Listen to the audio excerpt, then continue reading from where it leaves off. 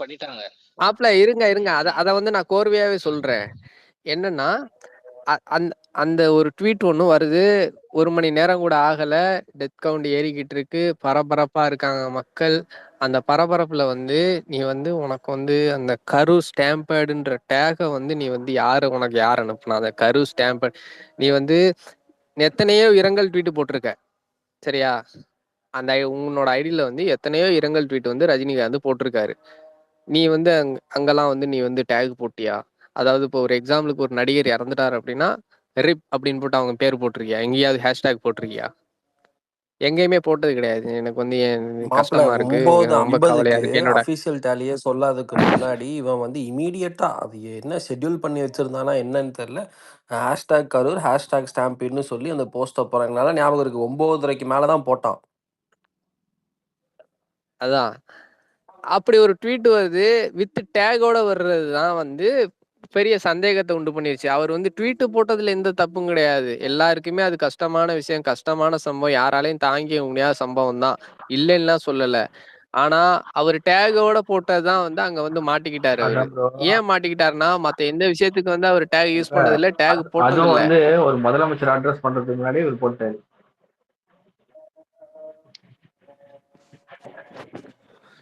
அதே சமயம் ரஜினிகாந்த் வந்து மத்த எல்லா சமூக சார்ந்த பிரச்சனைகளுக்கும் வந்து குரல் கொடுக்கிறவரா இருந்திருந்தா, இது வந்து ஒரு பெரிய பேச்சு பொருளா இருக்காது. இதுல வந்து எந்த ஒரு வன்மமும் மத்தவங்களுக்கு பார்க்குறவங்களுக்கு தோணியிருக்காது. இப்போ ஃபார் எக்ஸாம்பிள் மக்களுக்காக வந்து ஆண்டாண்டு காலமா போராடிக்கிட்டு இருக்க ஒரு தலைவர் வந்து அந்த ட்வீட்டை போட்டிருந்தாருன்னா எந்த பிரச்சனையும் கிடையாது.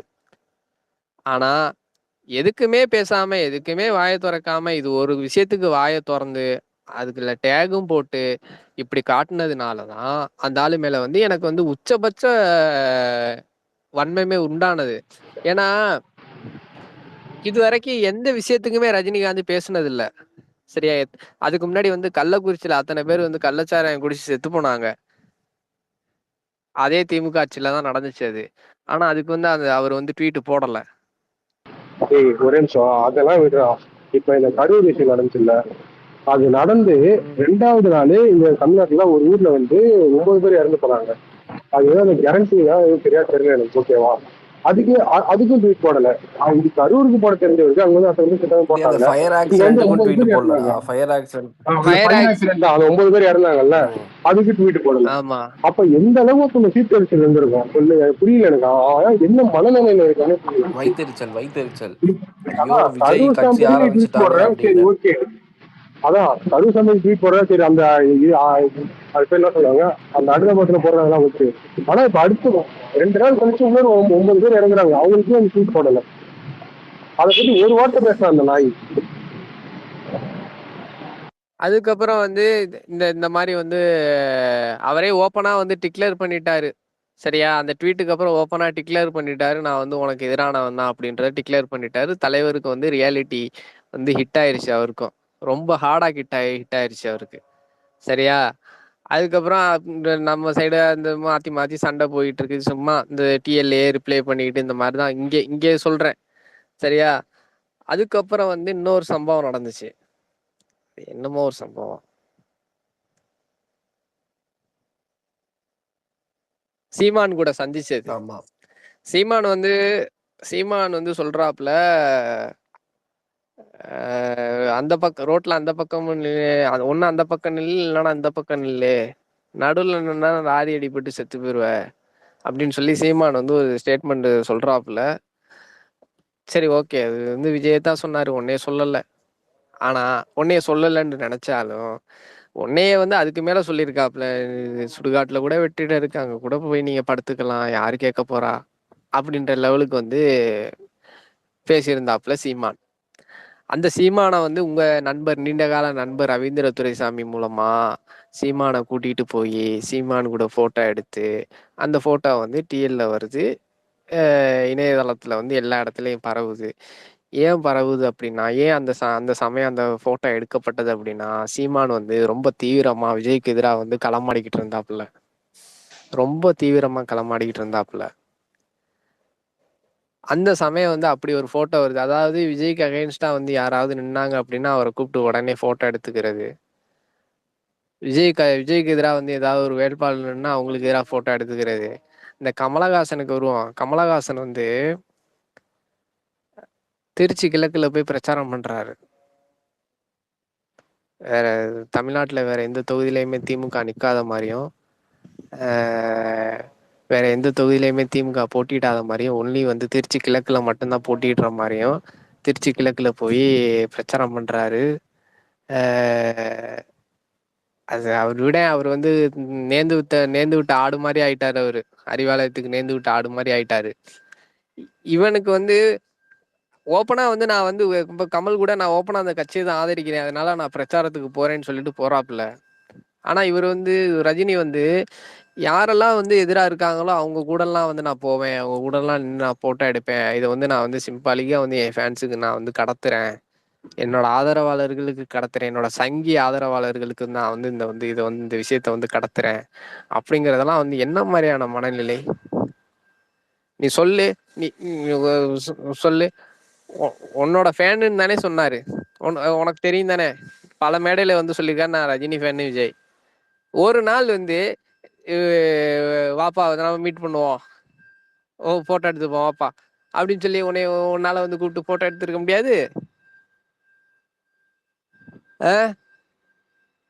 கேவலவாதிடா நீ, சரியான கேவலவாதி. உன்னைய மாதிரி ஒரு கேவலவாதியா வாழ்றதுக்கு அந்த வார்த்தையை வந்து நான் சொல்லக்கூடாது. இந்த மாதிரி கேவலம் கெட்ட பொழப்பு யாருக்குமே வரக்கூடாது. வல்லாஹி யாருக்குமே வரக்கூடாது இந்த மாதிரி ஒரு கேவலமான ஒரு பொறப்பு. இப்படி வந்து அண்டி பொழைக்கிற பொழப்பெல்லாம் வந்து யாருக்குமே வந்துடக்கூடாது. ஆனா உன்னால கடைசி வரைக்கும் எதுவுமே பண்ண முடியாது தெரியுமா? ஏன்னா வந்து நீ வந்து உண்மையா நியாயமா ஒரு விஷயத்த வந்து நீ வந்து நினைச்ச அப்படின்னா அது வந்து நடக்கும். ஃபுல்லா உடம்பு பூரா வன்மம், உன் வைத்தறிச்ச ஃபேன்ஸ் வந்து இவ்வளவு பண்ணாங்க, ஃபுல்லா. உன் ஃபேன்ஸ் வந்து இவ்வளவு எதிர்வினை ஆட்டிக்கிட்டு இருக்காங்க விஜய்க்கு எதிராங்க. உங்களுக்கு வந்து எதுவுமே தெரியாதா? உன் ஃபேன்ஸ் வந்து என்னென்ன செஞ்சாங்கன்னு நீ வந்து பார்க்கலையா? விஜய் ஒய்ஃபுக்கு எதிராக ஜஸ்டிஸ் ஃபார் சங்கீதான் டேக் போடுறது என்ன? கிட்டத்தட்ட வந்து உங்க உங்க உங்க உன் ஃபேன்ஸ் பூரா திமுக ஐடிவிங்ல சேர்ந்து வேலை பார்த்துக்கிட்டு இருந்தாங்க இல்ல அன்அஃபிஷியலா. எக்ஸ்பைரி எந்த திமுக ஐடிவிங்க ரஜினியை வந்து ஒரு பொட்டை, எந்த ரஜினி வந்து ஒரு சங்கி, அவன் வந்து ஆர்எஸ்எஸ் காரன்னு சொல்லிச்சோ அதே ஐடிவிங்களை சேர்ந்து இவனுங்க வேலை பார்க்குறானுங்க. இந்த ஸ்பீக்கர் பேனல்லாம் பார்த்தனா அஜித் ஃபேன்ஸை விட்டுரு. ஸ்பீக்கர்ல அதேதான் ஸ்பீக்கர்ல, அதாவது உன்னைய சங்கின்னு பேசின வாய்கள், உன்னைய வந்து நீ வந்து மனித குலத்திற்கு எதிரான உயிரினம் அப்படின்னு உன்னைய வந்து போர்ட்ரை பண்ண இதே திமுக காரணங்களை உன் ஃபேன்ஸு ஸ்பேஸ்ல ஏத்தி பேசுறானுங்க. இதை விட வந்து ஒரு மானங்கட்ட இல்ல பொழப்பு வந்து ரெகுலரா பொழைக்க ஸ்பேஸ் முடியுமா அவனுங்களை வச்சு தானே இவனாலயாவது? போடுறானுங்க அவனுங்க. எவ்வளவு கேவலம் இப்போ. ஒருத்தன் வந்து என் தலைவனை வந்து இவ்வளவு கேவலமா பேசியிருக்கான், சரியா? இவ்வளவு கேவலமா வந்து நடத்தியிருக்கான். நான் வந்து அவனை வந்து ஸ்பேஸ்ல ஏத்தி பேச விடுவேனா? நான் 2 வருஷத்துக்கு முன்னாடி எவனாவது ஒருத்தன் வந்து இந்த மாதிரி பேசியிருந்தான் அப்படின்னா இன்னைக்கு வந்து அவன் வந்து என்கிட்ட ஃப்ரெண்ட்ஸா இருக்கான். 2 வருஷத்துக்கு முன்னாடி என் தலைவனை வந்து அந்த மாதிரி பேசினா இன்னைக்கு வந்து அவன் வந்து எனக்கு தெரியும், இன்னைக்கு வந்து அவனோட தேவை எனக்கு இருக்கு அப்படிங்கிறதுனால நான் வந்து அவனை வந்து ஸ்பேஸ்ல ஏத்தி பேச வச்சா அது வந்து எனக்கு எவ்வளவு பெரிய அவமானம், என் தலைவனுக்கு எவ்வளவு பெரிய அவமானம். இல்ல அப்படி டேய், ஏத்தி வச்சு உனக்கு வந்து பேச அவன் இல்ல உனக்கு எக்ஸ்பைரி. உனக்கு வந்து அவன் எதிரினா உனக்கு வந்து அவன் எதிரினா நீ வந்து தனியா எதிர்த்துக்க. எனக்கு வந்து அவன் எதிரி, நான் தனியா எதிர்த்துக்கிறேன். ஆனா என் தலைவனை நீ தப்பா பேசியிருக்க, பரவாயில்ல வா நம்ம 2 பேரும் சேர்ந்து அவன் நடிப்போம் அப்படின்னு போறது எவ்வளவு கேவலமான மனநிலைடா அது. சங்கி ஸ்பேஸ்ல போய் இவங்க இந்த கூட்டத்தை பாரு. கொத்தடிமைகள் கொத்தடிமைகள் கொள்கை கொள்கை கொள்கை கொள்கைம்பாங்க, சரியா? இந்த சங்கின்னு இத்தனை வருஷமா போர்ட்ரை பண்ண ஒரு ஃபேன்ஸை கூட உட்காந்துக்கிட்டு கொள்கையெல்லாம் பார்க்காம விஜய்னு வந்து அட்ரா வாடா வாடா மாப்பிள்ள பங்காளி அப்படின்ற அளவுக்கு அதுலேயே வந்து ஒருத்தன் போய் சொல்றான். நீங்க பாத்துங்க, இங்க இருக்கிற விஜய் ஃபேன்ஸ் ஐடிலாம் வந்து நீங்க சாதாரணமா நினைச்சுக்கிட்டு இருக்கீங்க, இப்பவே நீங்க ஏதாவது வழக்கு போட்டு ஏதாவது பண்ணல அப்படின்னா அவங்க இன்னும் பண்ணுவாங்க அப்படின்னு, உங்க நல்லதுக்காக தான் சொல்றேன் அப்படின்ட்டு சொல்லிட்டு வரான். டேய் அவங்க கிட்டத்தட்ட உங்க தலைவரை வந்து அவங்க தாண்டா சங்கினே போர்ட்ரே பண்ணவங்க. நீ எந்த ஏஐல போய் கேளு, ஏஐ கிட்ட கேளு. ரஜினி அரசியலுக்கு வரும் சூழ்நிலையில் இருந்தபோது, அதாவது தனது கட்சி ஆரம்பிக்க போறேன் அப்படின்னு சொன்ன சூழ்நிலையில், எந்த கட்சி, தமிழகத்தில் இருக்கும் எந்த கட்சி அவரை சங்கியாக கட்டமைக்க முயற்சி செய்தது அப்படின்னு நீங்க கேளுங்க. சரியா? யாருன்னு அதுவே சொல்லும். நான் பல தடவை இங்கேயே கேட்டிருக்கேன். இங்க ஒரு ஏ இருக்குல்ல, கிராக், அதுகிட்டே கேட்டிருக்கேன். அதுவும் சொல்லியிருக்கு பல தடவை. நான் சொல்றேன் நம்ப மாட்டீங்கல்ல. நீ எந்த ஏஐ கிட்ட வேணா போய் கேளுங்க. யாரு வந்து ரஜினியை வந்து சங்கின்னு கட்டமைச்சா, சங்கின்ற பட்டம் எங்க இருந்து வந்துச்சு? இல்ல கட்டமைக்கலனாலும் அவன் சங்கிதான். ஏன்னா வந்து அவன் பேசுறது எல்லாமே அப்படித்தான் இருக்கும். துக்ளக் படிக்கிறவன் எல்லாம் அறிவாளி அப்படிமா, நான் மத்தவங்க எல்லாம் முட்டா போயிலுக அப்படிமா. அது அது அது நேச்சுரலாவே ஒரு சங்கிதான். ஆனா இந்த மக்கள்கிட்ட வந்து ரொம்ப எக்ஸ்போஸ் பண்ணி விட்டது இங்க இருக்கிற திமுகன்னு அவனுக்கு ஃபேன்ஸுக்கு தெரியும். ஆனா இங்க விஜய்ன்ற ஒருத்தருக்கு எதிர்க்கணுங்கிறதுக்காக அவன் ஃபேன்ஸ் வந்து திமுகவோட சேர்ந்துக்கிட்டு விஜய் என்னென்ன பேசுனாங்க, எவ்வளவு டேக் போட்டாங்க, எவ்வளவு ஆபாசம், எவ்வளவு அவதூறு, எத்தனை எடிட், எத்தனை மார்பிங், எத்தனை ஏஐ வச்சு என்னென்ன பண்ணாங்க. ஆனா இல்ல நீ விஜய் வந்து எதுக்குன்னா எதுக்குமே விஜய் வந்து எதுக்கு எக்ஸ்பைரி? விஜய் பொண்ணு பையன்லாம் என்ன பண்ணாங்க? அதுக்குதான் அனுபவிக்கிறானுங்க. அதிலே வந்து அதிலே வந்து அவன் ஃபேன் ஒருத்தன் போடுறான், தந்தை தருதலை ஆனால் தமையன் தகப்பனாகின்றான் அப்படின்னு போடுறான். இதே உன் ஃபேமிலியை பத்தி நான் பேசுறதுக்கு 1000 இருக்கு, பேசலாம் தான். திருப்பி ரஜினிகாந்த் குடும்பத்தையும் பேசலாம். அந்த அளவுக்கெல்லாம் வந்து போகணுமா அப்படின்றதுதான். ஆனா உன் ஃபேன்ஸ் வந்து அந்த மாதிரியும் பேசுனாங்க. நீ விஜயை பத்தி பேசுற ஓகே. ஆனா அவர் ஃபேமிலில இருந்து, அவர் ஒய்ஃப்ல இருந்து, அவர் குழந்தைங்கள்ல இருந்து எல்லாரையும் வந்து அந்த மாதிரி வந்து பேசியிருக்காங்க. ஆனா அப்போ வந்து எதுவும் கேட்கல. இதுவே விஜய் ஃபேன்ஸ் வந்து ஒரு டேக் போட்டாங்க, ஒரு டேக் வந்து ரஜினிக்கு இதுவா போடுறாங்க அப்படின்னா உடனே வந்து டேகை ஸ்டாப் பண்ண சொல்லி 40 மெசேஜ் வரும். போடாதீங்க போடாதீங்க போடாதீங்க, ப்ரெஷர் ப்ரெஷர் ப்ரெஷர்னு. ஸ்டாப் த டேக்னு டேகுக்கு ஹெட்டிங் வச்சு போயிருக்கோம். ஆமா. இதெல்லாம் ஏன் சொல்றேன்னா, இது நீங்க இப்படிலாம் பண்ணதுனால எங்களை ஸ்டாப் பண்ண முடிஞ்சிச்சா அப்படின்னு கேட்டா கிடையாது. ஏன்னா இன்னைக்கு அதுதான், இன்னைக்கு நடந்ததுதான் இதுக்கு எக்ஸாம்பிள்.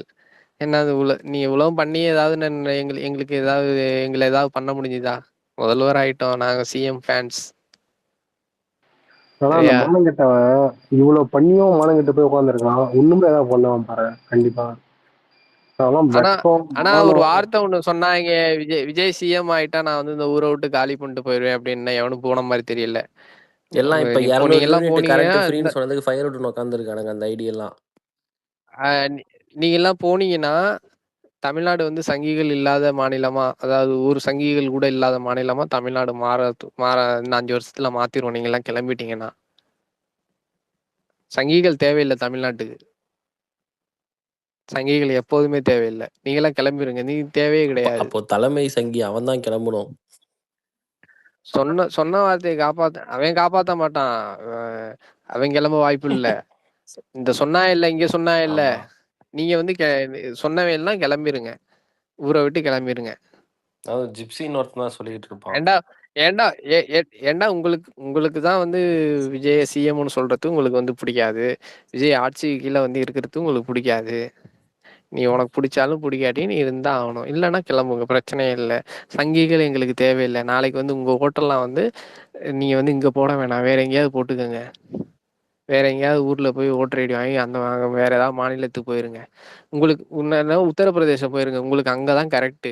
அங்கதான் வந்து உங்களோட ஆளுகள் வந்து அதிகமா இருப்பாங்க. ஆமா. அங்க போனோன்னா டக்கு டக்குன்னு சரன்னு காலில் விழுந்துருவான்.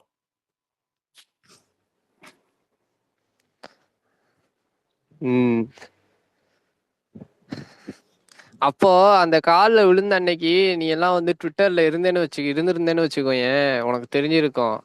அதாவது அந்த கால்ல விழுந்ததை வந்து தமிழ்நாடோட மானத்தையே வாங்கிட்டான்ற லெவலுக்கு திமுக வந்து ரஜினி அடிச்சிச்சு. திமுகல இப்ப இருக்கிற பத்திரிகையாளர் இப்ப எவன் கருத்து கணிப்பு போட்டு என்னோட கணிப்பு தப்பாயிருச்சு அப்படின்னு சொல்லி மன்னிப்பு கேட்டுட்டு போனானோ அவன் பூரா ரஜினியை வந்து அந்த அந்த விஷயத்துக்காக கேவலப்படுத்தினாங்க. தமிழ்நாடோட மையவு மானமே போச்சு அப்படின்னு. இல்ல இந்த அளவுக்குலாம் வந்து கேவலப்பட்ட உலகிறதுக்குங்கடா போகலாம்.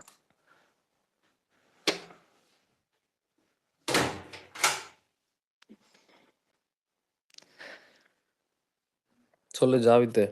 பல பல பல கதைகள் இருக்கு இவனே இவங்கள பத்தி சொல்றதுக்கு.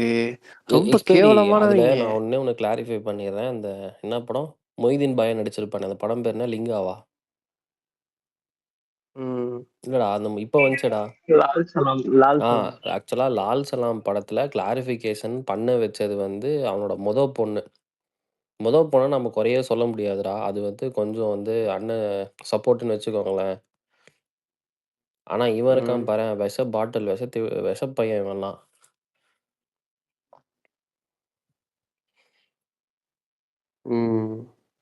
எவ்வளோ ஒரு வன்மம் இருந்தா எக்ஸிட் போல் வந்த அன்னைக்கும் போய் பார்ட்டி வச்சு கொண்டாடி இருக்க விஜய் காலி, விஜய் முடிஞ்சிருச்சு அப்படின்னு. ஏன்டா வயசுக்கே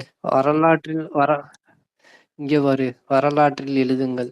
சிஎம் நாட்காலியை 2 வருடத்தில் தொட்ட விஜயால் சூப்பர் ஸ்டார் நாட்காலியை 30 வருடம் தாண்டியும் தொட முடியவில்லை என்று. கர்மம். ஏனெனில் அந்த இடத்தில் இருப்பவர் ரஜினிகாந்த். சரி, சூப்பர் ஸ்டார். யாருக்குடா வேணும் அது? இந்த ஏதோ ஒரு காமெடி வருமே, டேய் நான் கிளம்பி வீட்டுக்கே வந்துட்டேன்டா, நீ என்னடா அங்க பண்ணிக்கிட்டு இருக்க, அந்த மாதிரி தான். போய் சிஎம்ஓ தமிழ்நாடு அந்த ஐடியோட டிபியை பார்த்துட்டு வாங்க. யார் உட்காந்துருக்கான்னு தெரியும். அந்த நாற்காலியில யார் உட்காந்துருக்கான்னு தெரியும் உங்களுக்கு.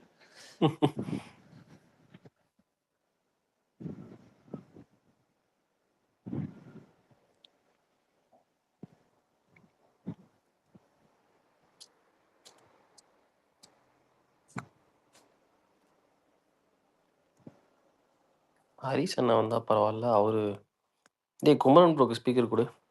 அவர் ஏதோ கொஞ்சம் டைம் ஸ்டாம்போட நான் சொல்றேன் என்ன நடந்துச்சு அப்படிங்கிறாரு. எனக்கு காட்டல, மோனேஸுக்கு காட்டுதான் பாரு. மோனிஷே இல்லையே, இல்லனா நீ ஜாவித் தான் ஸ்பீக்கர் இருக்கான். வந்துட்டான்டா ரேவந்த். மோனேஸ் இல்லையா? மோனிஷ் இல்ல அவன் போயிட்டான்.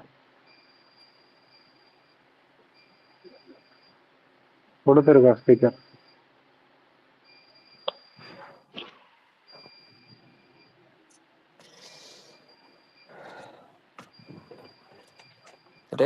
அவன் வந்து அவங்க ரசிகர் தான். அவரு குமரன் வந்து ரசிகர் தான். அதனால கொஞ்சம் தெரியும்.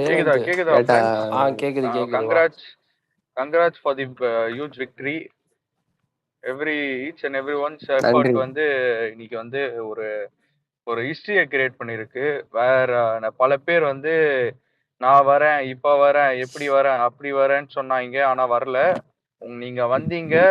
நீங்க வந்ததுக்காக ஒன்னு வந்து அவர் ஆசைப்பட்டாருன்னு ஒன்னு உழைச்சிங்க. அதுக்கான பலன் இன்னைக்கு கிடைச்சிருக்கு. அண்டு அவ்வளவுதான். இதுக்கப்புறம் இன்னொன்னு ஒரு ட்வீட் இப்போ எக்ஸ்பைரி படிச்சப்ப கீழே கேட்டுட்டு இருந்தேன். 30 வருஷம் பண்ணி இதாகல அப்படின்ட்டு. வாழ்நாள்ல 50 வருஷத்துல 40 வருஷம் நான் வரேன் 40 வருஷம் இல்ல, கிட்டத்தட்ட 45 வருஷம். ஏன்னா அவர் 2020 தானே டிக்ளேர் பண்ணாரு நான் வரமாட்டேன் அப்படின்ட்டு 2021. ஸோ கிட்டத்தட்ட 46 வருஷம், 45ல இருந்து 46 வருஷம் வந்து நான் வரேன், இப்ப வரேன், டைம் வரும், மாலைகள் விட வேண்டாம், எல்லாமே போட்டுட்டாப்ல. எல்லாம் போட்டு ஆக்சுவலா வந்து உங்களோட லீடர் வந்து அவங்க லீடர் மாதிரி ஃபூல் பண்ணல, உங்களை ஜோக்கராக்க நிக்க வைக்கல. அதனால ரொம்ப என்ஜாய் பண்ணுங்க. உங்களை நம்பல. ஓகே, நான் இப்போ நம்ம சொல்றோம்ல, இங்க கொலோக்கியலா பேசுறோம். முக்கியமான பாயிண்ட் மறந்துட்டேன். அதாவது ரஜினி கட்சி க்ளோஸ் பண்ணிட்டான்ல, அதுக்கப்புறம் அந்த கட்சியை திரும்ப ஆரம்பிக்க சொல்லி வள்ளுவர் கோட்டத்துல மெட்டலானுக்கெல்லாம் போராட்டம் பண்ணாங்க. அது இங்க எத்தனை பேருக்கு தெரியும்னு தெரியல. எனக்கு தெரியும். ஏய் அவங்கள பத்தி பேசணும்னா ஏகப்பட்ட ஹிஸ்டரி இருக்குடா, எடுத்து பேசலாம்டா. ஆனா வந்து நம்மளுக்கு இப்ப நிறைய வேலை இருக்கு. இப்ப பாரு இன்னொரு பாயிண்ட், இந்த கிரேட்டர் சென்னை போலீஸ் பத்தியா இப்ப வந்து ஒரு ஒருத்தனை அரெஸ்ட் பண்ணன்ட்டு பாரு, டிரான்ஸ்பரன்சியோட பீக் இந்த மாதிரிலாம் போட்டதே கிடையாது இவங்க. ஒருத்தனை அரெஸ்ட் பண்ணியிருக்கோம், 17 பாட்டில்ஸ் வச்சிருந்தான், இது லிக்கர் பாட்டில் வச்சிருந்தான், அப்படின்னா பிளாக்ல விற்கிறவன் திமுக கொத்தடிமையா தான் இருந்திருப்பான் அவன். புரியுது. கொத்தடிமை இதுக்கப்புறம் லோக்கல் கொத்தடிமையெல்லாம் வந்து போலீஸ் அரெஸ்ட் பண்ணிக்கிட்டே இருப்பாங்க. ஏன்னா அவங்களோட பார்ட் டைம் ஜாபும் கிடையாது, முழு டைம் ஜாபு இதுதான். போய் பாட்டில் விற்கிறது, மிட் நைட்ல வந்து பிளாக்ல எங்கேயாவது சரக்கு ஓட்டுறது, இதே தான் அவங்க தொழில். நேற்று ஃபெலிக்ஸ் வந்து போட்டு ஃபெலிக்ஸோட இன்டர்வியூ யார் பார்த்தீங்க? ஃபெலிக்ஸோட இன்டர்வியூல சொல்லிக்கிட்டு இருந்தாரு, நீங்க எல்லாரும் வந்து பாட்டில்ல 10 ரூபா விற்கிற ஸ்கேம் பத்தி மட்டும் தான் இங்க எல்லாருமே பேசினாங்க. ஆனா இந்த பிளாக் சேல்ஸ் ஸ்கேம் வந்து மிகப்பெரிய ஸ்கேம். அது வந்து ஃபேக்டரியில இருந்தே அந்த ஸ்கேம் ஸ்டார்ட் ஆகுதா? இங்க லோக்கல்ல கூட ஸ்கேம் ஆகலையா? ஃபேக்டரியில இருந்தே ஸ்கேம் ஸ்டார்ட் ஆகுது அந்த பாட்டில்ல விற்கிறது, அந்த சாரி பிளாக்ல விற்கிறது. ரேவந்த் ஒரே ஒரு நிமிஷம், எக்ஸ்பைரி எனக்கு பக்குன்னு நினைக்கிறேன், நான் நிமிஷம் வெளில போயிட்டு வரேன். அண்ட் மச்சி நான் ஒன்று சொல்றேன், அவ்வளோதான். எனக்காவது வந்து தேவைப்பட்டால் பேசுங்க, உங்களோட லெவல் இன்னும் ஒன்று இருக்கு. உங்க ரேஞ்சு கீழே இறங்கிலாம் ஒருத்தனை போய் பேசாதீங்க. உங்களுக்குன்னு ஒரு தகுதி இருக்கு, ஒரு ரேஞ்ச் இருக்கு. கண்டவனுங்களா சிலவனுங்களால அந்த ரேஞ்ச் என்னைக்குமே காலம் ஃபுல்லா தொட முடியாது. இன்னைக்கு இவனுங்க சொல்றாங்க, இப்ப நீ ஒரு ட்வீட் படிச்சல, இந்த மாதிரி அவரு தான் சூப்பர் ஸ்டார். டேய், அந்த சூப்பர் ஸ்டாருக்கே சிஎம் விஜய் தான்டா. அவன் தமிழ்நாடு சிட்டிசன், தமிழ்நாடுல தானே வாழ்றான்.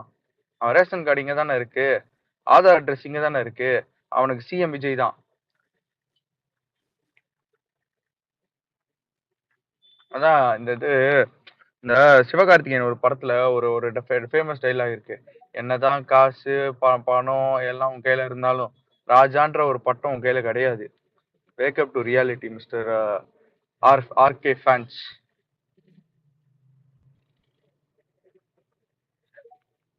இன்னொன்னு யாராவது நோட்டீஸ் பண்ணீங்களா? கார்பரேஷன் காலையில இருந்து யாரு டேக் பண்ணாலும் அதை ரிசால்வ் பண்ணிட்டு போஸ்ட் பண்ண ஆரம்பிச்சிட்டாங்க. கொஞ்சம் ஆக்டிவா இருக்காங்க, டிரான்ஸ்பரண்டா இருக்காங்க. ஃபர்ஸ்ட் விஷயம் வந்து ஆக்டிவா இருக்கிறது தாண்டி டிரான்ஸ்பரண்டா.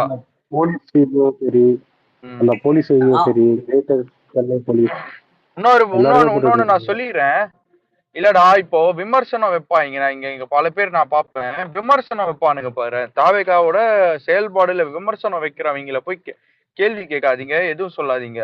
அதுக்கான அவங்க இப்போ ஒரு எக்ஸாம்பிள் வந்து, இப்போ ரோடு சரியில்லைன்னா அதுக்கு வந்து கார்பரேஷன் வந்து அவங்களுக்கு ரிப்ளை பண்ணுவாங்க, ரோடு சரி பண்ணிட்டு. நீங்க போயிட்டு யாருமே கேள்வி கேட்கறாங்கன்ட்டு போய் அவங்கள போட்டு கடிக்காதீங்க. அது சொல்லிடு எக்ஸ்பைரி. நீ கிளியரா டீட்டெயிலா சொல்லுவோமாப்ல, அது கிளியரா எக்ஸ்பிளைன் பண்ணிடு அவனுங்களுக்கு, பசங்களுக்கு. எதை பத்தி மாப்ள? இப்போ ஒரு இஷ்யூ இருக்குன்னு வச்சுக்கோங்க, யாராவது வந்து அது வந்து சொன்னாங்கன்னா நம்ம போட்டு போய் டக்குன்னு கடிக்க பசங்களுக்கு தெரியாது. அவங்க அந்த இஷ்யூவை ஃபேஸ் பண்ணிட்டு இருப்பாங்க டெய்லி லைஃப்ல. ஏன்னா திமுக வந்து டெய்லி லைஃப்ல பண்ணிட்டு இருந்தது ஊழல், இந்த ரோடு சரியில்லாம போடுறது, தோண்டி வச்சுட்டு போறது, அது வந்து பல பேருக்கு அந்த பிரச்சனை இருந்தது. அந்த கம்ப்ளைண்ட்ஸ் நம்ம ஆட்சியில வந்து வருதுன்னா, யாராவது சொன்னாங்கன்னா அதை வந்து கார்பரேஷனை டேக் பண்ணாதீங்க, டேக் பண்ணுங்க, போயிட்டு அவனுங்களை கடிக்காதீங்கன்ற வார்த்தையை சொல்லுமாப்ல.